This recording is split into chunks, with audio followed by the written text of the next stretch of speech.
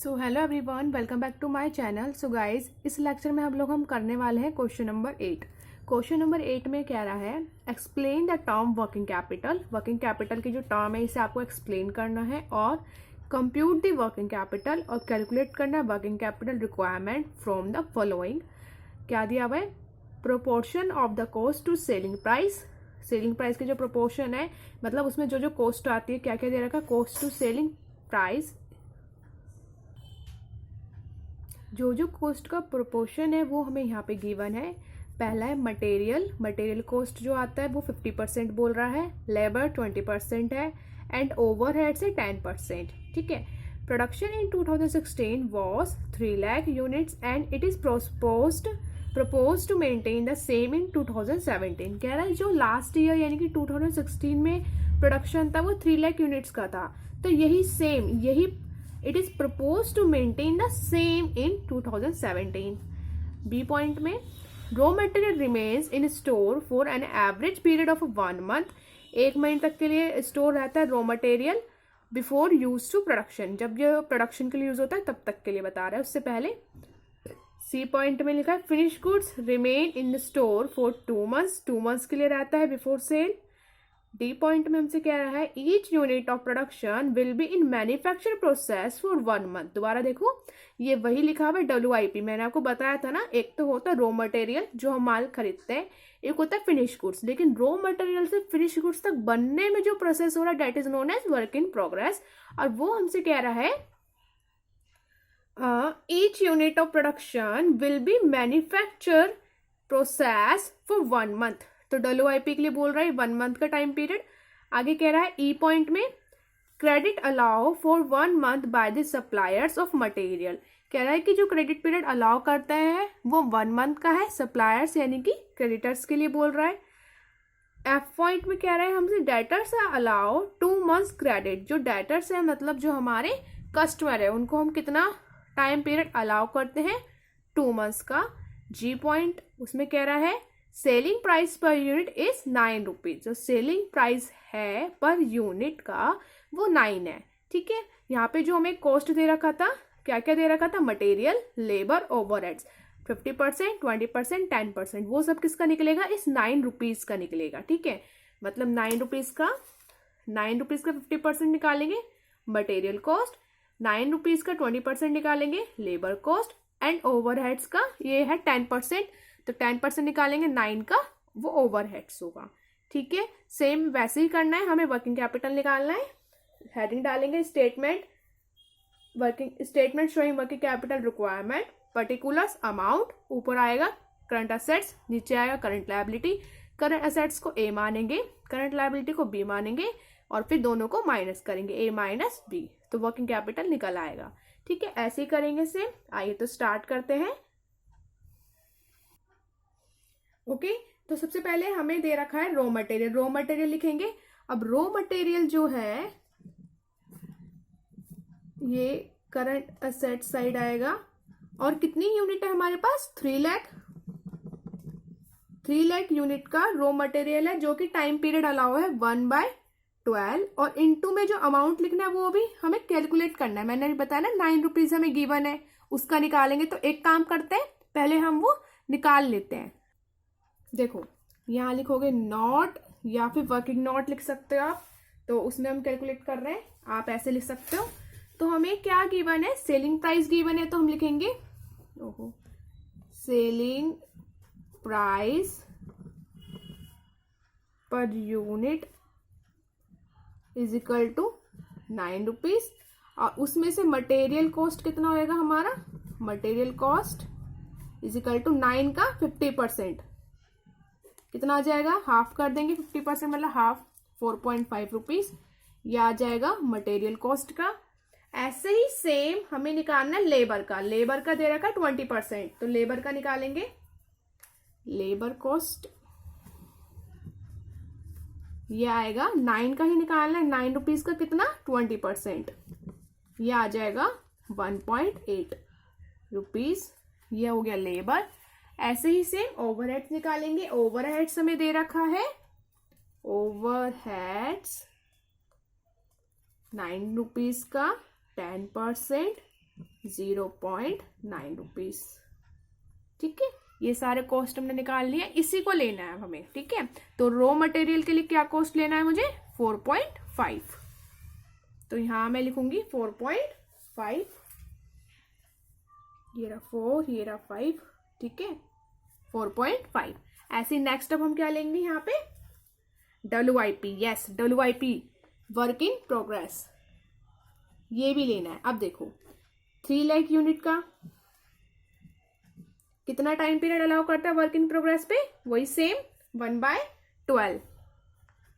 अब इसका कॉस्ट कैसे निकालेंगे, देखो मैंने आपको लास्ट वीडियो में बताया था, हमें हमेशा मटेरियल कॉस्ट तो पूरा लेना है, मटेरियल कॉस्ट पूरा लेना। वर्क इन प्रोग्रेस का मतलब है जो रॉ मटेरियल खरीद के लाए हैं वो फिनिश गुड्स जो बन रहा है उसके बीच जो वर्क इन प्रोग्रेस हो रहा है, कितना काम मतलब अभी प्रोसेसिंग में है, मतलब बन रहा है। ठीक है, तो मटेरियल तो पूरा जाएगा 4.5 कंप्लीट अमाउंट। अब मैंने आपको बताया था जो लेबर और ओवरहेड्स होता है ना, उसका 50% ले लिया करो, मतलब लेबर का 50%, लेबर कितना है 1.8, इसका भी 50%, मतलब इसका हाफ, कितना हो जाएगा इसका हाफ 0.9। ऐसे सेम ओवरहेड्स का भी हाफ लेना है 0.9, 0.9 का हाफ कितना होगा 0.45। ठीक है, ये आप इसको हम सबको प्लस कर लेंगे, ये प्लस करके आएगा हमारा 5.85। ठीक है, इस तरीके से हम इसको कैलकुलेट करते हैं। होपफुली आपको समझ आ गया होगा हम वर्क इन प्रोग्रेस का जो अमाउंट है, मतलब पर यूनिट जो कॉस्ट है, वो कैसे कैलकुलेट करते हैं। मटेरियल कॉस्ट लेते हैं पूरा, लेबर और ओवरहेड्स का कर देते हैं हाफ, और जोड़ दो सबको तो वर्क इन प्रोग्रेस निकल आएगा। तो ये आ गया 5.85। अब हम यहां इसे लिख देंगे 5.85। ठीक है, ये हो गया। अब बारी आती है हमारी फिनिश गुड्स की। यस, फिनिश गुड्स लिखेंगे यहां पे,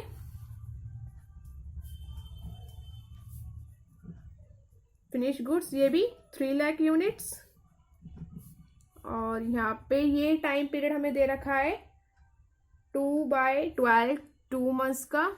और इसकी जो प्राइस होगी वो कितनी होगी, फिनिश गुड्स का प्राइस कितना होगा, देखो ये जब लगेगा सब, तब जाके गुड्स बनकर तैयार होगा। तो ये इन तीनों को, मटेरियल, लेबर, ओवरहेड्स, इन तीनों को हम जब प्लस कर देंगे वो हमारा क्या होगा, फिनिश गुड्स का पर यूनिट का कॉस्ट। ठीक है, तो हम 4.5 प्लस 1.8 प्लस 0.9 को जोड़ देंगे, ये आएगा 7.2। ठीक है, तो यहाँ पे हम क्या लिखेंगे 7.2, ये मैं यहाँ लिख देती हूँ। ठीक है, ये हो गया। अब क्या आएगा करंट असेट्स में, अब डेटर आएगा। डेटर्स निकालेंगे कैसे, वही 3 लाख यूनिट। टाइम अलाउ करते हैं यहाँ पे हम डेटर्स पे 2 मंथ्स का, तो 2 मंथ्स, और अमाउंट कौन सा आएगा पर यूनिट वाला कॉस्ट, यही आएगा 7.2। ये याद आप रखिएगा 7.2 ही आएगा, मीन्स फिनिश गुड्स का जो अमाउंट होता है वही सेम डेटर्स में आता है। ओके, अब ऐसे ही ये तो सारे हमारे करंट असेट्स के आइटम हो गए। अब बारी आती है करंट लायबिलिटी की। तो करंट लायबिलिटी का तो एक ही आइटम है, वो है हमारे क्रेडिटर्स, और वो कैलकुलेट करेंगे हम 3 लाख यूनिट पर कितना टाइम पीरियड अलाउ करते हैं, 1 मंथ, 1/12। अब क्रेडिटर्स पे कितना आएगा, क्रेडिटर्स पे क्या अमाउंट आएगा पर यूनिट का बताओ। देखो जो रॉ मटेरियल, हम क्रेडिटर्स कब बनते हैं, हमारे क्रेडिटर्स कौन होते हैं, क्रेडिटर्स कौन होते हैं, सप्लायर, जब हम उनसे माल परचेज करते हैं। अब माल परचेज क्या करते हैं, मटेरियल परचेज करते हैं, रॉ मटेरियल, वही तो हमारे लिए क्रेडिटर्स कहलाते हैं। तो अब देखो मटेरियल कॉस्ट कितना है 4.5, लेबर और ओवरहेड्स से हमें लेना देना नहीं है, लेबर और ओवरहेड्स तो हमारा खुद का अपना खर्चा है।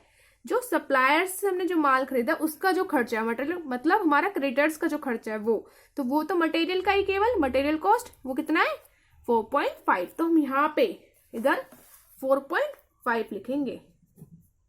ठीक है, ये हो गया बस। अब तो और कुछ तो गिवन था ही नहीं, अब इन सबको कैलकुलेट करेंगे, इनके अमाउंट यहाँ इनर साइड हम यहाँ इधर लिखेंगे, और उसके बाद इसका टोटल करेंगे, फिर इसका टोटल करेंगे, और दोनों को कर देंगे माइनस। ओके, तो हम इनको कैलकुलेट करके लिख लेते हैं। तो ये देखो हमने सबके अमाउंट कैलकुलेट करके लिख लिए हैं। Raw material, WIP, finish goods, और डेटर्स। उसके बाद हमने इन सबका टोटल भी कर लिया है। टोटल हमारा आया है, टोटल आया था 9,78,750। ऐसे ही हमने क्रेडिटर्स का अमाउंट कैलकुलेट किया, फिर टोटल कर लिया, वही सेम आ गया वो। तो ये आया है 1,12,500।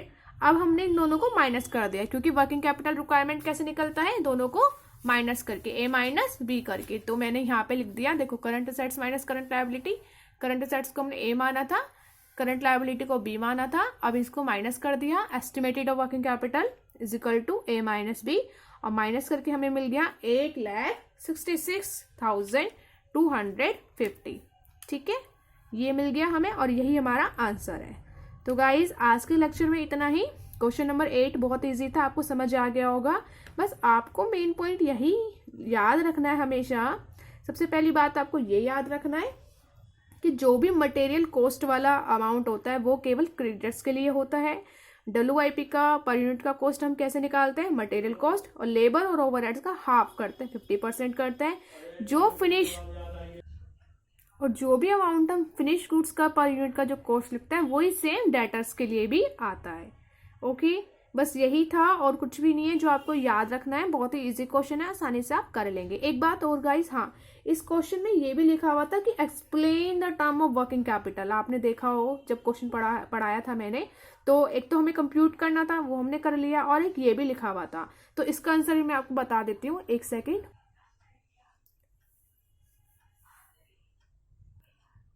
देखो ये है बुक, और उस बुक में लिखा हुआ था मैनेजमेंट ऑफ वर्किंग कैपिटल। ये इस तरीके से एक्सप्लेन भी कर रखा है, मीनिंग भी बता रखा है, मीनिंग ऑफ वर्किंग कैपिटल। साथ ही साथ इसमें कुछ डेफिनेशन भी है। देखो ये रहा, working capital means total of current assets, any acquisition of funds which increase the current asset increase working capital for they are one and the same. इस तरीके से ये आप लिख सकते हो। ठीक है, आप फॉर्मूला दे सकते हो, नेट वर्किंग कैपिटल कैसे निकलता है, current assets minus current liability, ये भी दे सकते हो। यहाँ पे देखो एक नीचे यहाँ पे नेट वर्किंग कैपिटल का कंसेप्ट एक्सप्लेन कर रखा है। According to this concept working capital means net working capital which is excess of current assets over the current liability.